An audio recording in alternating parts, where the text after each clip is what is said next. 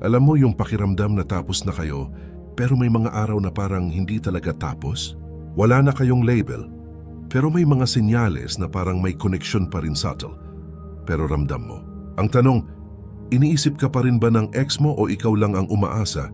Ito ang madalas, hindi na pag-uusapan. Kapag lalaki ka, natural na gusto mong magmukhang kalmado, parang wala lang. Pero sa loob mo, gusto mo lang malaman kung naiisip ka pa rin ba niya kahit minsan. Hindi mo naman kailangan ng confirmation. Gusto mo lang maintindihan kung totoo pa bang may natira. Kaya sa video na to, pag-uusapan natin ang 6 paraan para malaman mong iniisip ka pa rin ng ex mo. Hindi ito yung mga cliché na nag-message siya ulit o nag-like sa post mo. Ito yung mga signs na may lalim, psychological, emotional, mga senyales na kadalasang di mo napapansin, pero naglalabas ng totoo niyang nararamdaman. Una, kapag bigla siyang nagiging inconsistent. Pansin mo yung mga ex na minsan tahimik, tapos minsan biglang nagpaparamdam, wala silang pattern, pero laging sa mga oras na mukhang moving on ka, na bigla silang lumilitaw. Bakit ganon? Kasi may halong pride at attachment. Hindi ka na niya mahal sa paraang dati, pero hindi rin niya kayang tanggapin na nakalimutan mo na siya. So subconsciously, gusto niyang iparamdam na nandito pa ako. Minsan hindi niya alam kung gusto ka pa ba niya o gusto lang niyang maramdaman na importante pa rin siya. Ito yung tinatawag na emotional push and pull. Kahit ayaw na niyang aminin, may parte sa kanya na curious kung saan ka na, kung may iba ka na. At yung curiosity na yung tanda na iniisip ka pa rin niya kahit anong sabihin niya. Ang mga ganitong babae kadalasan hindi pa fully healed. May attachment pa rin pero ayaw umamin. Kaya kung mapapansin mong bigla siyang active, tapos biglang cold ulit, wag mong isipin na laro lang yon. Minsan, gulo lang talaga ng isip niya dahil hindi pa niya kayang bitawan lahat. Pangalawa, kapag ginagawan ka pa rin niya ng emotional space sa isip niya, hindi mo man makita, pero halata sa mga kilos, yung mga ex na kahit matagal na kayong wala, bigla pa rin nadadala kapag may marinig silang tungkol sa'yo. Halimbawa, may nagkwento na may bago ka na o may achievement ka sa life. Hindi man sila umamin, pero nagre-react pa rin sila emotionally, tahimik lang nga. Bakit ganon? Kasi kahit tapos na ang relasyon, may mga alaala kang naiwan sa kanya na hindi pa napapalitan. Ang utak ng babae, bro, malakas sa emotional association. Ibig sabihin, kung ikaw ang kasama niya sa mahirap na parte ng buhay niya, automatic may imprint ka na sa isip niya.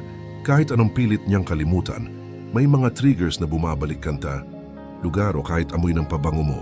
At yung mga triggers na yon, nagiging dahilan para maisip ka niya ng hindi sinasadya. Hindi dahil gusto ka pa niya, kundi dahil connected ka sa emosyonal niyang alaala. Ang totoo, hindi mo kailangang pilitin maging unforgettable.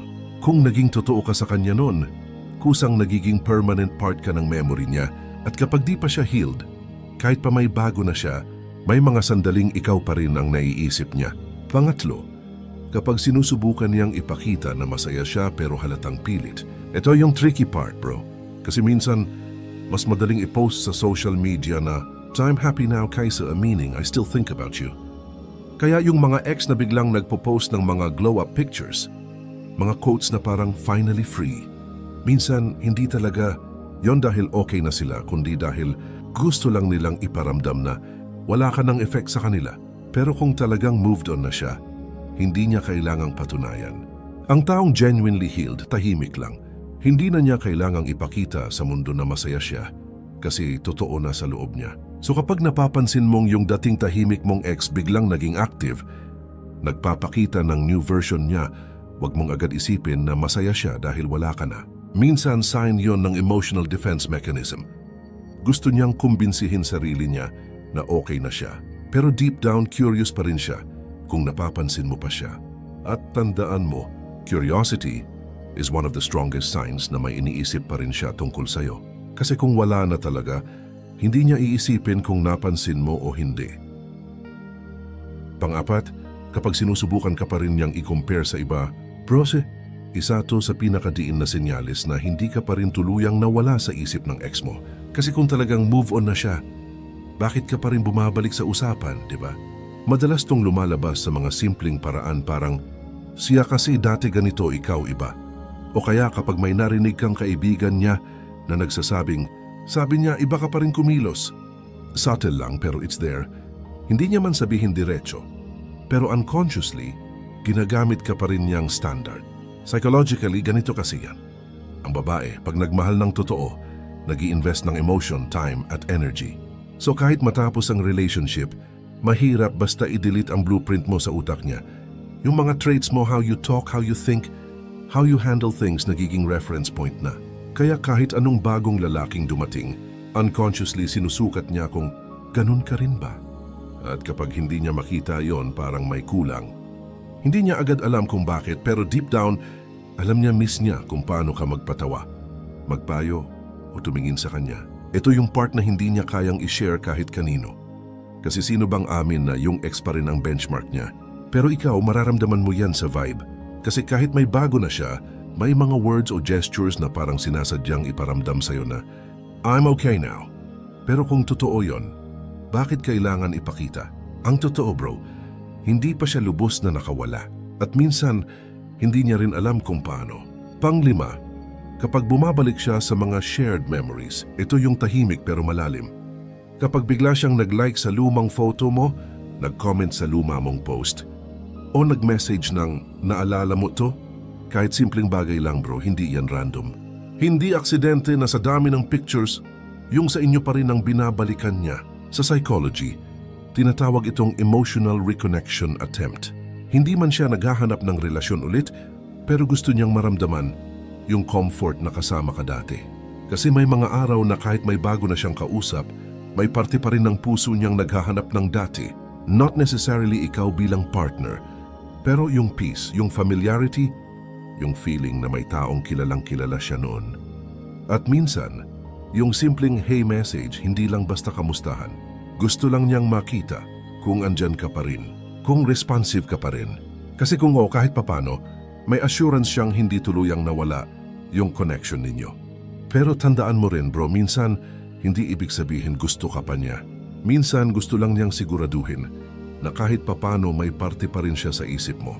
At kung ikaw yung tipong marupok, mahirap labanan yan. Kasi pag may ex na bumabalik, kahit simpleng message lang, napapaisip ka agad ng baka kami ulit. Pero dito nasusubok yung pagiging kalmado mong lalaki. Hindi mo kailangang patulan lahat ng nostalgia. Ang tunay na lalaki, alam kung kailan nagtatapos ang chapter. Pang-anim, kapag patago ka pa rin niyang tinitingnan, ito na siguro yung pinaka-classic. Pero totoo pa rin hanggang ngayon. Kapag patago ka pa rin niyang tinitingnan sa social media man o sa personal malaking senyales, yun na hindi ka pa rin mawala sa isip niya.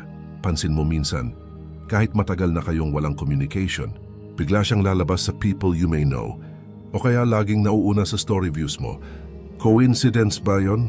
Pwedeng oo pero madalas hindi. Kapag interesado pa rin siya sa'yo kahit papano, gusto pa rin niyang may access sa mundo mo. Gusto niyang malaman kung kamusta ka, kung masaya ka, at kung may bago na sa buhay mo. Sa totoong buhay naman, mapapansin mo sa mga simpleng kilos. Kapag nagkita kayo sa isang event o sa lugar na dati niyong pinupuntahan, magpapasimple siya, kunyari busy, pero sumisilip sa'yo. Minsan mag-a-adjust ng pwesto para makita ka lang saglit. Ganong kalakas ang instinct ng taong hindi pa nakaka-move on. Hindi ito tungkol sa pagiging stalker, ha? Kundi yung curiosity na hindi niya kayang pigilan. Yung gusto ko lang malaman kung okay pa siya kahit hindi na kayo. At minsan, doon mo mapapatunayan kung gaano ka talaga naging espesyal sa kanya. Kung napansin mong may ganitong pattern, hindi mo kailangang ipagmalaki o i-post pa. Ang mahalaga, alam mong may dahilan kung bakit kahit gaano siya magpanggap na wala na, may parte pa rin ng puso niyang nakakapit sa'yo. Kung isa o dalawa man sa mga senyales na to ay napansin mo sa ex mo, tandaan mo hindi ibig sabihin ay kailangan mo nang bumalik. Minsan, iniisip ka pa rin niya hindi dahil gusto niyang magbalikan, kundi dahil may parte ng nakaraan na yung hindi pa niya kayang bitawan. Ang tanong ngayon, ikaw ba gusto mo pa rin siya? Kung ayusin niyo sa tamang panahon. Pero kung hindi na, hayaan mong yung pag-iisip niya sa'yo maging parte ng proseso ng paghilom niya. Kung nagustuhan mo tong video, i-like mo muna at mag-subscribe ka para sa mga susunod pa nating Real Talk tungkol sa relasyon, pag-ibig at mga bagay na hindi madaling aminin pero totoo. Dito sa channel na to, hindi tayo nagmamagaling tropa lang, na nagbibigay ng payo mula sa karanasan. Comment mo sa baba kung anong senyalis ang pinaka nakatama sa'yo. Baka pareho pala tayo ng pinagdaanan.